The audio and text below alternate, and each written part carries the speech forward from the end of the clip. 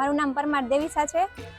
હું BRS college ડુમિયાણીમાં અભ્યાસ કરું છું, તેમજ તેનો જિલ્લો રાજકોટ અને તાલુકો ઉપલેટા છે।